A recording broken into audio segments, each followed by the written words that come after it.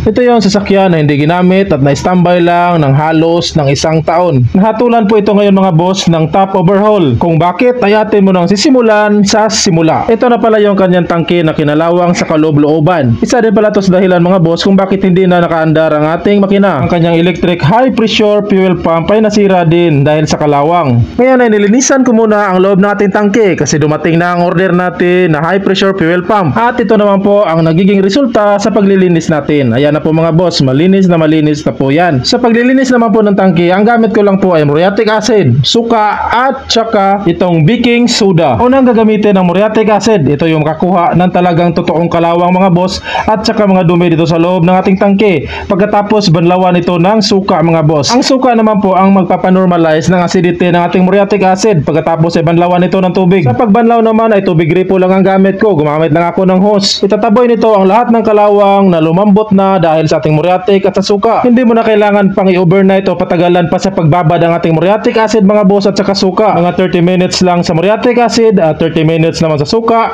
At ito naman ating baking soda naman mga boss ay 30 minutes din. Imikos-mikos mo lang itong tatlo mga boss at alug-alugin natin ang ating tangke. Ito pala ating baking soda ay ito yung mag-neutralize ng ating acidity sa loob ng ating tangke dahil sa suka at saka muriatic acid. Ngayon ay titignan na natin ang ating final product mga boss. Ito na po yung natuyo na ang loob ng ating tangke. Mas maganda na distilled water ang gamitin mong pang-mix ng ating baking soda. Para mas matagal na bumalik ang kapit ng ating kalawang ay banwasan mo ulit ito ng pure na gasolina. At ugaliing i-full tank mo rin paminsan-minsan ang iyong sasakyan para hindi mamumuo ang kalawang. At ito na mga boss, kompletos ricados na ang ating tangke. Nandito na ang kanyang electric fuel pump. Okay, start!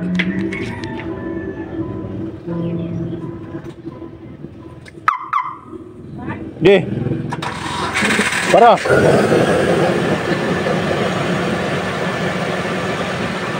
So ayan, umandar na ang nakatambay sa loob ng mahabang panahon. At ngayon titignan naman natin ang kanyang mga gauge. Wala na alarma dra. Wala kasi ka? Bigaya po na yung mabuyan. Ay, pagkakakak na buhay, dahil madawat ang starter. Bangin nga tadi. Si Commander ang tagapag-start sa akin mga boss.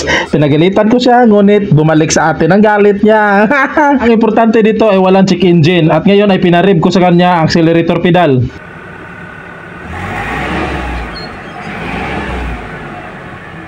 So ngayon nakita ko na medyo maputi ang kanyang usok at medyo tagiktik or takatak ang tunog ng ating barbula mga boss. So far wala namang usok na maputi dito sa kanyang pillar cap at dito rin sa kanyang dipstick mga boss ay hindi rin siya nag-uusok at wala rin mga talsik ng langis. Medyo nakukulangan din ako sa revolusyon niya mga boss, hanggang 3,000 lang siya. At nung binalikan ko ang kulay ng ating tambutso after 30 minutes ay ito na mga boss. Makapal na ang usok na kulay puti. Mamumulak na ang mangga na katabi dito. At siguradong patay ang lahat ng lamok. Napapansin ko din dito sa kanyang tambutso na parang may moisture na nagtutubig dito sa kanyang tubo mga boss, no? Parang gasolina na hindi nasunog. Ngayon ay susubukan ko muna siyang kunan ng compression pressure. Kailangan i-isolate ko muna ang supply ng fuel. Kukunin ko muna ang fuse ng ating electric fuel pump at saka kukunan ko rin ng socket wire ang ating ignition coil. Sige, Jun! Para! So ang compression pressure ng cylinder number 1 ay pasok pa sa kanyang minimum pressure mga boss, no? Nasa 130 psi pa. Ngayon ay dadako naman tayo dito sa kanyang cylinder number 2.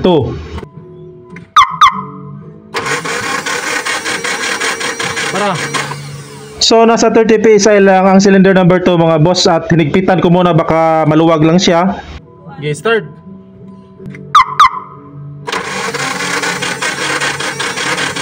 Para. Wala na talaga mga boss, hindi talaga nagbago ang kanyang pressure at dito naman tayo sa cylinder number 3. Okay, start.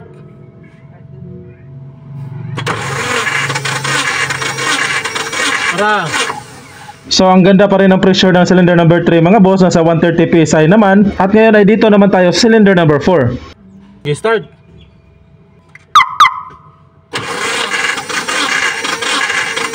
Para. Ayos na ayos din ang pressure ng cylinder number 4 mga boss. Pasok din sa kanyang minimum pressure. At ngayon ay fast forward po tayo. Tatanggalin ko tong valve cover niya para makita ko ang sitwasyon ng ating barbula at saka rocker arm. Itong unit na pa pala ay automatic na mag-adjust ang kanyang valve. Hydraulic valve lifter na po ang gamit nito. Nagdududa ako mga boss, baka marumi lang ang kanyang valve lifter. At ito na nga tumambad sa akin mga boss, no. Grabe naman tong residue na to.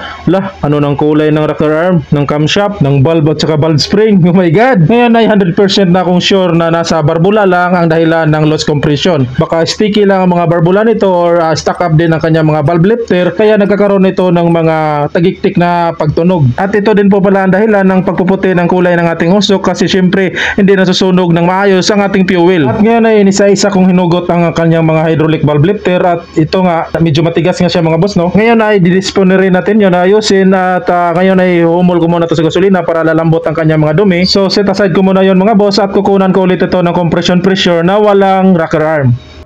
Okay, start. Para. Ngayon mga boss, pati ang cylinder number 1 ay wala ng compression pressure. So let's go to cylinder number 2. Okay. Para.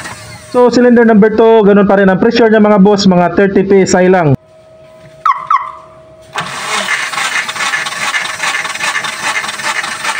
So cylinder number 3, ang ganda ng pressure niya mga boss. Ngayon nadako naman tayo sa cylinder number 4. Okay, start. Para. Ganun pa rin ang cylinder number 4 mga boss, ang ganda pa rin ang kanyang pressure. So dalawa ng silindro ang mababa ang pressure. So ang conclusion ko dito mga boss ay sticky valves ang problema nito. So ang napapansin ko lang dito sa intake valve, medyo matigas ang ideya ng kanyang spring at saka valve. Di kagaya sa exhaust na madali lang or malambot lang na ipiga. Ngayon ay gusto ko lang sanang gawan siya ng remedyo. Bala ko lang sprayhan siya ng carburetor cleaner at injector cleaner para mawala ang mga sticky valves niya. Pero sa tingin ko ay hindi naman yon 100% na malilinis talaga. Kaya shoutout muna sa aking solid fans and subscriber. Kaya top overhaul na ang final decision ito para mapalitan na din ng valve seal, ng wheel seal at saka head gasket. Tapos malinisan ng jacket cooling, ma-resurface ng kaunti, mag-dry ng mga barbula at mapinturahan na rin ng high heat resistant na pintura. So maraming salamat mga boss. Sundan nyo lang ang susunod ko pa mga upload para updated kayo sa aking mga bagong tutorial. At kung gusto mong may shoutout kita ng bunga-bunga ay paki-comment lang sa ating comment section box at padalhin mo na rin ang litrato. Bunal ra, biyahe, ambrut!